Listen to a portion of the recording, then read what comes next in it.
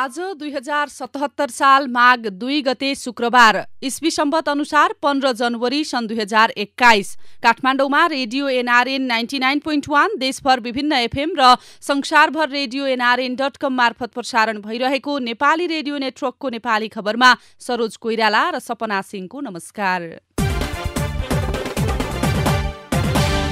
नेकपाका दुवै समूहको फरक फरक रणनीति, ओली समूह निर्वाचनमा होमिने, दाहाल नेपालले रोक्ने, सहकार्यका लागि कांग्रेसले माग्यो नेकपा विभाजनको आधिकारिकता, शैक्षिक सत्र जेठसम्म लम्ब्याउने प्रस्ताव, गर्भवतीको उद्धार गर्न छुट्याइएको 10 करोडमा 7.5 करोड फ्रिज लगायतका खबर आजका पत्रपत्रिकाको अघिल्लो पृष्ठमा छापिएका छन्। गोरखापत्र दैनिकमा छापिएको एकै क्लिकमा देशभरको माटोको जानकारी शीर्षकको खबरलाई हामीले आजको खास खबर बनाएका छौं। अब देशका जुनसुकै कुनाको माटोबारे जानकारी लिन कम्प्युटरमा एकपटक क्लिक गरे पुग्ने भएको छ। त्यसका लागि कृषि तथा पशुपक्षी विकास मन्त्रालयले देशैभरको माटोलाई विद्युतीय नक्साङ्कन अर्थात् डिजिटल म्यापिङ गर्ने भएको छ। देशैभरको जुनसुकै कुनाको माटोबारे जानकारी लिन विद्युतीय नक्साङ्कन तयार भइरहेको र कसैलाई कुनै ठाउँको माटोको गुणस्तरबारे जानकारी लिनु छ भने एक क्लिक गरे पुग्ने कृषि मन्त्रालयका सचिव डाक्टर योगेन्द्र कार्कीले जानकारी दिनुभएको छ। यो विद्युतीय नक्सा तयार पछि प्रदेश, जिल्ला, पालिका, ओडाको मात्रै नभई कुनै बिन्दुमा एक क्लिक गरेपछि त्यहाँको माटोको गुणस्तरबारे जानकारी पाउन सकिने गरी नक्साङ्कन भइरहेको उहाँले बताउनु भएको छ। हालसम्म 57वटा जिल्लाबाट 23,000 नमुना संकलन गरेर त्यसको विश्लेषण भइसकेको र अरू जिल्लाको पनि संकलन गर्ने कार्य जारी रहेको उहाँले जानकारी दिनुभएको छ। नेपाली रेडियो नेटवर्कको नेपाली खबरमा अब पहिलो पृष्ठका खबर। नेकपामा दुवै समूहका फरक फरक रणनीति, ओली समूह निर्वाचनमा होमिने, दाहाल नेपाल निर्वाचन रोक्ने शीर्षकमा राजधानी दैनिकले खबर लेखेको छ। प्रतिनिधि सभा विघटनसँगै दुवै समूहमा विभाजित नेपाल कम्युनिस्ट पार्टी नेकपाका नेताहरू आफ्नै रणनीति अनुसार अगाडि बढ्ने भएका छन्। प्रधानमन्त्री एवं नेकपा अध्यक्ष केपी शर्मा ओली समूह देशभर आवश्यक माहौल खडा गर्दै निर्वाचनको तयारीमा होमिएको छ भने नेकपाका माधव कुमार नेपाल र पुष्पकमल दाहाल समूह प्रतिनिधि सभा पुनर्स्थापना गराउन पूर्व घोषित आन्दोलनका कार्यक्रमलाई सशक्त बनाउने रणनीति बनाउँदैछ। यो समूहले जसरी भए पनि निर्वाचन रोक्ने गरी आवश्यक गृह कार्य अघि बढाउने भएको छ। बिहिबार दुवै समूहको छुट्टा छुट्टै बसेको स्थायी कमिटी बैठकले आफ्नै तयारी अनुसार आफ्ना एजेन्डालाई सफल बनाउने विषयमा छलफल गरेका छन्। ओली समूहले त निर्वाचनलाई निर्धारित समयमा सम्पन्न गर्न आफ्ना सबै कार्यकर्तालाई गाउँ गाउँमा परिचालन गर्ने निर्णय गरेको छ। प्रधानमन्त्री निवास बालुवाटारमा ओली समूहका स्थायी कमिटीको अनौपचारिक बैठकले सरकारले तोकेकै मितिमा निर्वाचन सम्पन्न गर्ने गरी आवश्यक तयारीमा जुट्नुपर्ने निष्कर्ष निकालेको हो। प्रधानमन्त्री केपी शर्मा ओलीले आफूले नेतृत्व गरेको नेपाल कम्युनिस्ट पार्टी नेकपाले वैशाखमा घोषणा गरिएको निर्वाचनको माहौल तयार पार्न स्थायी कमिटीका नेताहरूलाई निर्देशन दिनुभएको छ। बिहिबार बालुवाटारमा आफू निकट स्थायी कमिटी सदस्यहरूसँग ओलीले निर्वाचनको आधार तयार पार्ने गतिविधिमा केन्द्रित हुन निर्देशन दिनुभएको हो। माघे संक्रान्ति मनाउने गरी भनेर बोलाइएका स्थायी कमिटी सदस्यहरूसँग ओलीले अनौपचारिक छलफल गर्नुभएको थियो। भूगोलका इन्चार्जहरूसँग संगठन निर्माण, भेला, बैठक तथा आमसभाबारे जानकारी लिनुभएका ओलीले सर्वोच्च अदालत र निर्वाचन आयोगमा चलिरहेको प्रक्रियाबारे पनि सोध्नु भएको एक नेताले बताएका छन्। हामी नै आधिकारिक हौं, प्रथम अध्यक्ष र महासचिव हामीसँग छ। विधान अनुसार प्रथम अध्यक्ष र महासचिव बिना कसैले बैठक त गर्न सक्दैन। त्यस्तो अवस्थामा को हुन्छ र आधिकारिक? सूर्य चिन्ह र नेकपा हाम्रै हो, ती सदस्यले भनेका छन्। यता नेपाल कम्युनिस्ट पार्टी नेकपाको प्रचण्ड माधव पक्षले प्रतिनिधि सभा पुनर्स्थापनाका लागि सरकार विरुद्धको आन्दोलनलाई थप प्रभावकारी बनाउने विषयमा छलफल गरेको छ। कोटेश्वरको पेरिस डाँडा स्थित पार्टी कार्यालयमा बिहिबार स्थायी कमिटी बैठक बोलाएर प्रचण्ड माधव पक्षले पुस 5 गते विघटित प्रतिनिधि सभा पुनर्स्थापनाका लागि जारी सरकार विरुद्धको आन्दोलनलाई थप प्रभावकारी रूपमा अघि बढाउने विषयमा छलफल गरेको हो। चुनावको मिति दायाँ बायाँ हुँदैन, तयारी गर्नु, सूर्य र नेकपा हाम्रै हो शीर्षकमा हिमालय टाइम्सको अघिल्लो पृष्ठमा खबर छापिएको छ। नेकपाका दुवै समूहले सत्ता साझेदारी सहित सहकार्यको अफर गरे पनि तत्काललाई कांग्रेस तटस्थ बस्ने भएको छ। कांग्रेसले सहकार्यका लागि पहिला नेकपा विभाजनको आधिकारिकता खोजेको छ। संसद विघटनसँगै प्राविधिक रूपमा विभाजित नेकपाको वैधानिकताको कानूनी लडाईँ निर्वाचन आयोग पुगेको छ। नेकपाको ओली र प्रचण्ड नेपाल दुवै समूहले सहकार्यको प्रस्ताव ल्याए पनि कांग्रेस सभापति शेरबहादुर देउवा भने फुटको आधिकारिकता नभइन्जेल औपचारिक रूपमा कसैसँग पनि सहकार्यको निर्णय नलिने तयारीमा छन्। संसद विघटनपछि प्रचण्ड नेपाल समूहले सडक सङ्घर्षमा सहकार्यको प्रस्ताव गरे पनि कांग्रेसले एकल आन्दोलन गरेको छ। संसद विघटनपछि सम्भावित समयकरणलाई लिएर नेकपाको प्रचण्ड नेपाल समूहसँग देउवाले बुधबार पहिलो भेटवार्ता गरे।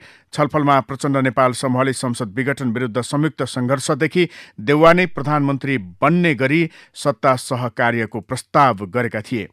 बुधबार साँझ 5 बजे देउवा निवास पुगेका नेकपाका दुई अध्यक्ष पुष्पकमल दाहाल प्रचण्ड र माधव कुमार नेपालले संसद पुनर्स्थापना हुँदा र नहुँदा आइपर्ने जुनसुकै परिस्थितिमा पनि कांग्रेससँग सहकार्यको प्रस्ताव गरेका थिए।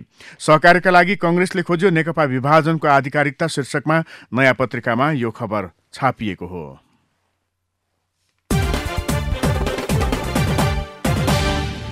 कोभिड-19 का कारण चालू शैक्षिक सत्र आगामी जेठ मसान्तसम्म पुर्याउने तयारी थालिएको छ। राष्ट्रिय परीक्षा बोर्डले आगामी चैत मसान्तभित्र पाठ्यक्रम पूरा नहुने भएकाले चालू शैक्षिक सत्रलाई 2078 जेठ मसान्तसम्म बढाउन शिक्षा विज्ञान तथा प्रविधि मन्त्रालय समक्ष प्रस्ताव लगेको हो।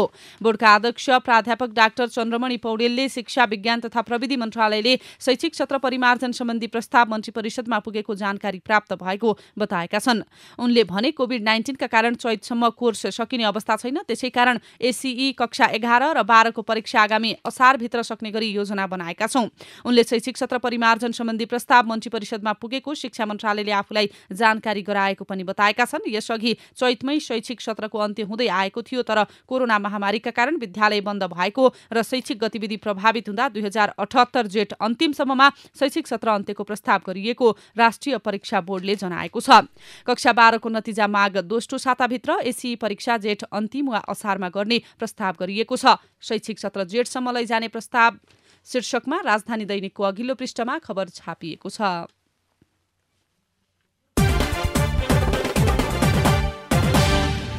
गर्भवतीको उद्धार गर्न 10 करोड बजेट, 7.5 करोड फ्रिज। नयाँ पत्रिकाले खबर लेखेको छ। सुविधा सम्पन्न स्वास्थ्य सेवाको पहुँच बाहिर रहेका महिलाले प्रसव पीडाकै कारण अकालमा ज्यान गुमाउने घटना कम नहुँदा सरकारले 2 वर्ष अघि एयरलिफ्ट सेवा सुरु गरेको हो। 75, 76 र 76, 77 मा गरी 10 करोड रुपैयाँ विनियोजन पनि गर्यो, तर लक्षित जिल्ला र वर्गसम्म यो कार्यक्रम नपुग्दा विनियोजित बजेटको 75% अर्थात् 7 करोड 58 लाख रुपैयाँ फ्रिज भएको छ। महिला बालबालिका तथा ज्येष्ठ नागरिक मन्त्रालयका अनुसार 2 वर्षमा 131 महिलाको हेलिकप्टर मार्फत उद्धार गरिएको छ। त्यसका लागि महिला मन्त्रालयमा उपसचिव नेतृत्वमा हेल्प डेस्क राखिएको छ। सबैभन्दा बढी डोल्पाका महिलालाई हवाई उद्धार गरिएको छ। कार्यविधिमा हवाई उद्धारका लागि 30 जिल्लालाई पूर्ण र 4लाई आंशिक उद्धारको सूचीमा राखिएको छ। तीमध्ये पूर्ण उद्धारको सूचीमा रहेका डोटी, दैलेख, जुम्ला, ताप्लेजुङ, तेह्रथुम, ओखलढुङ्गा, मुस्ताङ, म्याग्दी र रोल्पा गरी 9 जिल्लामा कार्यक्रम नै पुगेको छैन। आंशिक उद्धार सूचीमा रहेको बागलुङमा पनि सरकारले कार्यक्रम पुर्याउन सकेको छैन। आंशिक उद्धार सूचीमा रहेको धादिङबाट भने 7 पटकसम्म उद्धार गरिएको छ।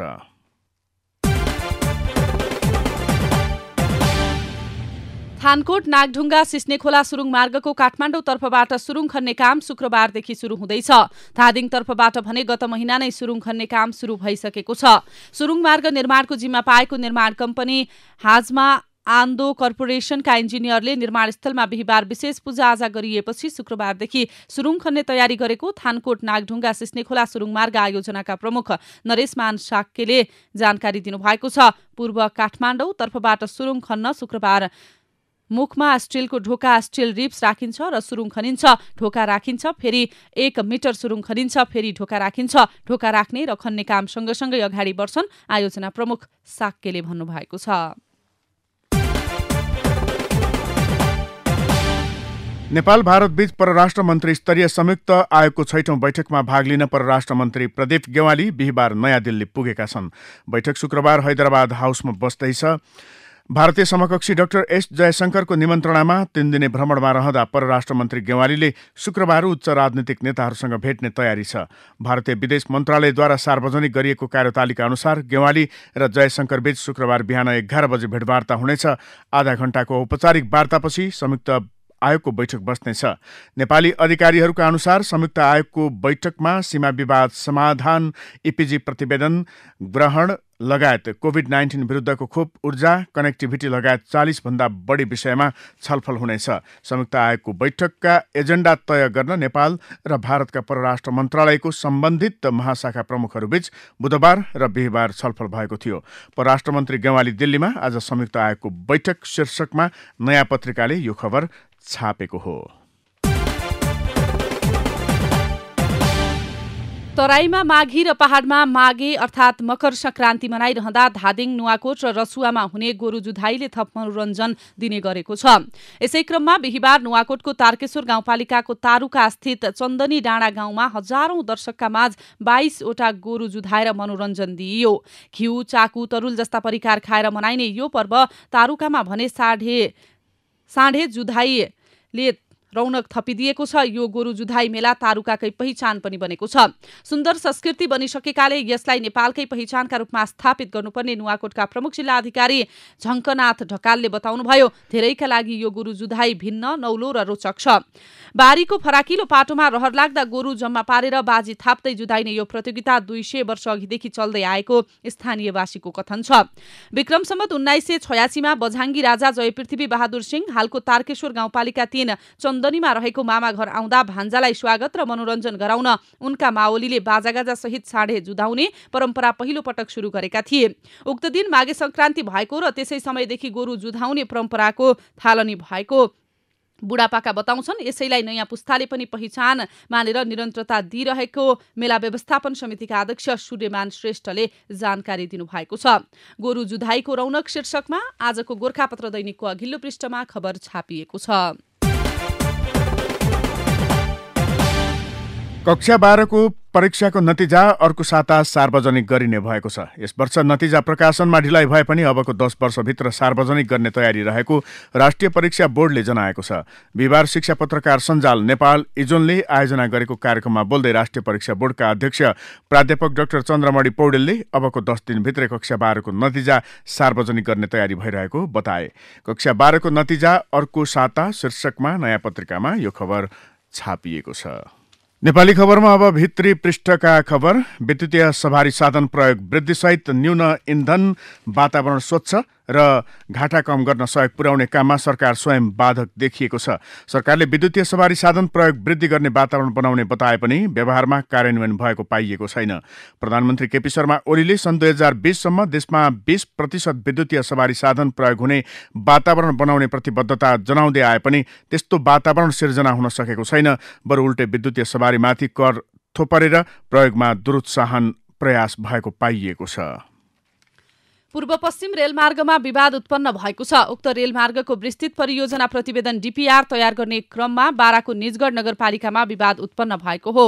रेलमार्गको रेखाङ्कन क्षेत्रमा सर्वे गर्न पुगेको टोलीले निजगढवासीको अवरोध सामना गर्नु परेको हो। रेलमार्गको रेखाङ्कन क्षेत्रभित्र आफ्नो घर जग्गा पर्ने देखिएपछि निजगढवासी त्यसको विरोधमा उत्रेका हुन्। सर्वेका इन्चार्ज इन्जिनियर सुरज पौडेलका अनुसार रेलमार्गको रेखाङ्कन क्षेत्रभित्र पर्ने भौतिक संरचना तथा जमिनको विवरण उठाउन खोज्दा स्थानीयबाट अवरोध सृजना भएको छ। कर्मचारीलाई राष्ट्रसेवक अर्थात् जनताका सेवक पनि भनिन्छ। तर पछिल्लो समय निजामती कर्मचारी जनतालाई प्रत्यक्ष सेवा दिन कार्यालय जानै चाहँदैनन्। त्यहाँ कार्यरत कर्मचारी पनि अन्यत्र सरुवा खोज्ने गरेका छन्। संघीय मामिला तथा सामान्य प्रशासन मन्त्रालयमा आएको निवेदन मध्ये सेवाग्राहीको चाप हुने कार्यालयमा जान खोज्ने कर्मचारीको निवेदन ज्यादै न्यून छ। विगतमा मालपोत, यातायात, अध्यागमन, जिल्ला प्रशासन जस्ता सेवा दिने कार्यालयमा सरुवा हुन कर्मचारीको मारामार हुन्थ्यो। कर्णालीका दुर्गम क्षेत्रमा कोरोना संक्रमितको उपचारमा जटिलता देखिएको छ। सडक पहुँच नभएका क्षेत्रमा संक्रमितको उपचार गर्न हेलिकप्टर चार्टर गर्नुपर्ने बाध्यता छ। जिल्लामा उपचार सम्भव नहुने संक्रमितले महँगो खर्च र ऋण लिएर उपचारका लागि काठमाडौँ पुग्नुपर्छ। उपचारका लागि आवश्यक उपकरण र औषधि व्यवस्थापन नहुँदा हुम्ला र डोल्पाका संक्रमितलाई काठमाडौँ पुर्याउने गरिएको छ। सरकारले भैरहवा विशेष आर्थिक क्षेत्र सेजको भाडा दर साबिकभन्दा 50% घटाउने तयारी गरेको छ। उद्योगी व्यवसायीले भाडा दर महँगो भएको गुनासो गर्दै भैरहवा सेजमा उद्योग खोल्न इच्छा नदेखाएपछि विशेष आर्थिक क्षेत्र प्राधिकरणले भाडा दर झण्डै आधा कायम गर्ने तयारी गरेको हो। Hydro electricity investment and development कम्पनीले जलविद्युत क्षेत्रमा लगानीलाई व्यापक गराउँदै लगेको छ। सरकारी स्वामित्वको यो कम्पनीले पुस मसान्तसम्म ऋण तथा सो पुँजी गरेर 20 अर्ब 33 करोड रुपैयाँ लगानी गरेको छ। जलविद्युत क्षेत्रमा सरकारको लगानीलाई एकीकृत र प्रभावकारी बनाउने र निजी क्षेत्रसँग समेत समझदारी सिर्जना गर्ने गरी 2068 मा यो कम्पनी स्थापना गरिएको थियो। चालु आर्थिक वर्षको 6 महिनामा 28% मात्रै बजेट खर्च भएको छ भने लक्ष्यको करिब 42% मात्रै राजस्व सङ्कलन भएको छ। समीक्षा अवधिमा लक्ष्यको 28.19% मात्रै बजेट खर्च भएको छ। सो अवधिमा 14.40% मात्रै पुँजीगत खर्च भएको छ। पुस मसान्तसम्ममा 50 अर्ब 81 करोड पुँजीगत खर्च भएको हो। 36.08% साधारण तथा वित्तीय व्यवस्थापनतर्फ 13.06% खर्च भएको छ। कोरोनाका कारण विकास निर्माण लगायत काम प्रभावित भएकाले लक्ष्य अनुसारको खर्च हुन नसकेको अधिकारीहरूले बताएका छन्। लुम्बिनी प्रदेश सरकारले बाँकेको कोहलपुर नगरपालिकाको पिपरीमा व्यावसायिक बाख्रा पालनका लागि उन्नत जातको बाख्रा उत्पादन गर्ने उद्देश्यले बोयर जातका बाख्राको स्रोत केन्द्र स्थापना गर्ने भएको छ। कोहलपुर नगरपालिकाका विभिन्न वडाका गृहिणी महिलालाई लक्षित गरी उनीहरूलाई आय आर्जनसँग जोड्ने उद्देश्यले लुम्बिनी प्रदेश भूमि व्यवस्था कृषि तथा सहकारी मन्त्रालयको 30 लाख र कोहलपुर नगरपालिकाको 10 लाख लगानीमा कोहलपुर नगरपालिका 8 को पिपरीमा बोयर जातको बाख्राको स्रोत केन्द्र स्थापना गरिने भएको हो। सिन्धुपाल्चोकको चौतारा साँगाचोक गढी नगरपालिका 7 का किसानले दुहुनो भैँसी पाले बापत 20,000 रुपैयाँ अनुदान पाउने भएका छन्। उनीहरूले सहकारी मार्फत डेरीमा दूध बिक्री गर्दा प्रति लिटर 3 रुपैयाँ समेत थप अनुदान पाउनेछन्। नगरपालिकाले चालु आर्थिक वर्षमा भैँसी पालन अनुदानका लागि विनियोजन 25 लाख रुपैयाँबाट 125 जना कृषकलाई 20,000 का दरले अनुदान वितरण गर्ने भएको हो। स्थानीयवासी आफैले चन्दा सङ्कलन गरी मस्ट्याङदी नदीमा अस्थायी पुल निर्माण गरेका छन्। संघीय सरकारबाट सडक पुल निर्माण गर्न बजेट विनियोजन भए पनि निर्माण थालनी नगरिएपछि स्थानीयवासी आफैले पुल निर्माण गरेका हुन्।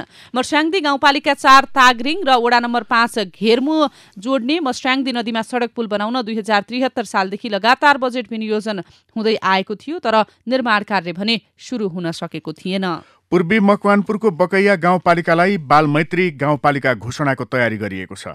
बालमैत्री स्थानीय तह घोषणाका सूचकहरू पूरा गरेपछि बालमैत्री गाउँपालिका घोषणाको तयारी थालिएको हो। पूर्वी नवलप्रासीका सामुदायिक विद्यालयले अंग्रेजी माध्यममा पढाइ तथा दरबन्दी अभावको बहानामा विद्यार्थीसँग चर्को शुल्क असुल्ने गरेको पाइएको छ। सरकारले सामुदायिक विद्यालयमा निशुल्क शिक्षा प्रदान गर्ने घोषणा गरे पनि पूर्वी नवलप्रासीका 20 भन्दा बढी सामुदायिक विद्यालयले शुल्क लिने गरेको खुलासा भएको छ। रामेछाप जिल्लाको रामेछाप नगरपालिकाको बिटार पार्कमा 2072 सालको विनाशकारी भूकम्पले भत्काएको धरहराको झल्को दिने गरी नमुना धरहरा निर्माण गरिएको छ। रामेछापका सहयोगी मनहरूको सक्रियतामा निर्माणाधीन अवस्थामा रहेको वडा नम्बर 8 स्थित बिटार पार्कमा नेशनल ब्रिडिङ फार्मले नमुना धरहरा बनाएको हो। नयाँ संविधान जारी हुँदा 2 जिल्लामा विभाजन भएको नवलप्रासीको पूर्वी नवलप्रासीमा जिल्ला सदरमुकामको काम अगाडि बढ्न सकेको छैन। 2076 वैशाखमा नयाँ जिल्ला सदरमुकाम बनाउन शिलान्यास गरे पनि अहिलेसम्म भौतिक पूर्वाधार निर्माणको काम अगाडि बढ्न नसकेको हो। कावासोती नगरपालिका 3 ज्योतिकुञ्ज सामुदायिक वनभित्र रहेको 186 बिघा जग्गामा नमुना सदरमुकाम बनाउने गरी गत वैशाखमा शिलान्यास गरिएको थियो। उक्त जग्गा सदरमुकाम बनाउन नेपाल सरकारको नाममा श्रेष्ठता कायम भए पनि पूर्वाधार निर्माणको कामले गति लिन नसकेको गण्डकी प्रदेश सभा सदस्य विष्णु लामिछानेले बताउनु भएको छ। काभ्रेको पनौती नगरपालिकाले नगरभित्र पाइने विभिन्न प्रजातिका चराको संरक्षण गर्ने भएको छ। नगरपालिकाले चराको संरक्षण गर्न 8औं नगरसभामा चरा संरक्षण सम्बन्धी विशेष प्रस्ताव समेत पारित गरेको छ। नगरपालिकाको सिमानामा रहेको फुलचोकी क्षेत्रमा अनुसन्धान गर्ने क्रममा करिब 300 प्रजातिको चरा रहेको पाइएपछि चराको संरक्षण गर्ने योजना अगाडि बढाइएको हो।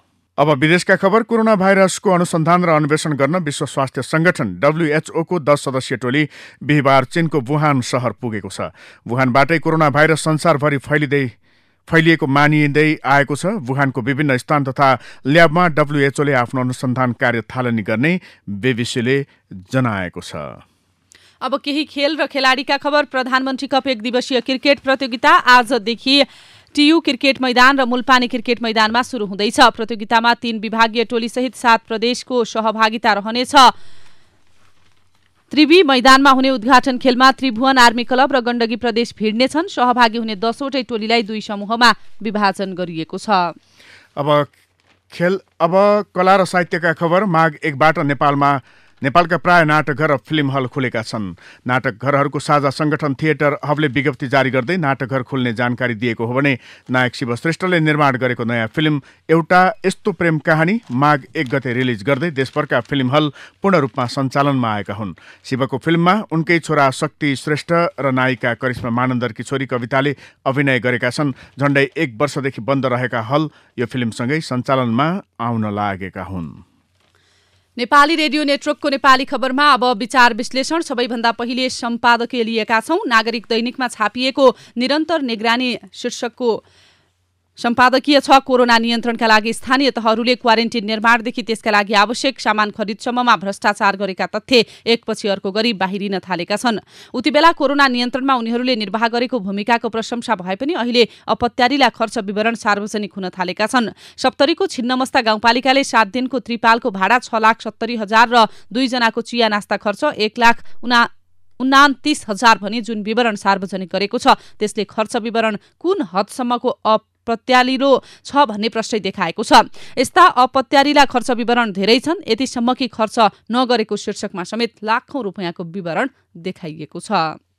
विपद संरचना अध्ययन र अनुसन्धान शीर्षकमा नयाँ पत्रिकामा डाक्टर केशव शर्माको विचार छापिएको छ।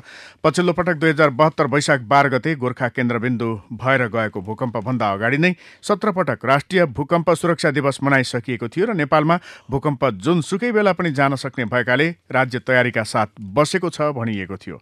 तर भूकम्पपछि नेपालमा विपदको पूर्व तयारी लगभग शून्य रहेछ भन्ने देखियो। हाम्रो देश भूकम्प लगायत अन्य विपद जोखिमका दृष्टिले विश्वका देशहरूमा अग्रणी स्थानमा छ। तर खोइ त हाम्रा विश्वविद्यालयले यसमा खास अध्ययन अनुसन्धान गरेको। हाम्रा विश्वविद्यालयमा उच्च स्तरको अध्ययन तथा अनुसन्धान बिना कुनै पनि हालतमा विपद न्यूनीकरण र व्यवस्थापन गर्न सकिँदैन। राज्य र नीति निर्माताहरूले किन यो कुरा बुझ्न सकिरहेका छैनन्? यता ट्रम्पवादलाई नेपाली संस्करणमा ग्रहण नगरौं शीर्षकमा हिमालय टाइम्समा शम्भु कोइरालाको विचार छापिएको छ। ट्रम्पले पनि सत्यलाई ढाकछोप गरेर झुट कुरालाई सत्य जस्तो पारेर अन्धभक्तको डफ्फा लामो समय लगाएर खडा गरेका थिए। तर अमेरिकी संसदमा जनवरी 6 बुधबारका दिनमा भएको घटनाले उनलाई लज्जित र नाङ्गो बनाइदियो। केही दिन मात्र बाँकी हुँदा महाभियोगको चर्चा भइरहेको छ। राष्ट्रपतिबाट निर्वृत्त भइसकेपछि पनि उनलाई कानूनले उन्मुक्ति दिने छैन। त्यसैले सत्यको ढाकछोप नितान्त अस्थायी र अकल्पनीय मात्र हुने गरेको छ। नेपालमा आफू 100% सही, आफूलाई मन नपर्ने पक्ष 100% गलत भनी निषेध गर्ने र घृणा फैलाउने कामले हाम्रो समाज थप विभाजित मात्र हुनेछ। अल्लारे कार्यकर्ताको ताली लिनका लागि गरिने अरूप्रति घृणा फैलाउने काम कुराको प्रतिक्रिया त्यस्तै ढङ्गले आउने भएकाले नोक्सान र परेशानी खेप्ने भनेको समाजले र सामाजिक मर्यादाहरूले हो। अरूले गरेको भेलालाई रत्नपारको चटकेको चटक र पञ्च भेला मान्ने, आफ्नो भेलालाई मर्यादित महामानवको भेला ठान्ने प्रवृत्तिले हाम्रो समाजलाई मर्यादित बनाउँदैन। प्रधानमन्त्री र प्रधानमन्त्रीका पक्षधर अधिकांश नेतालाई पनि थाहा छ यो विघटन गैर संवैधानिक हो।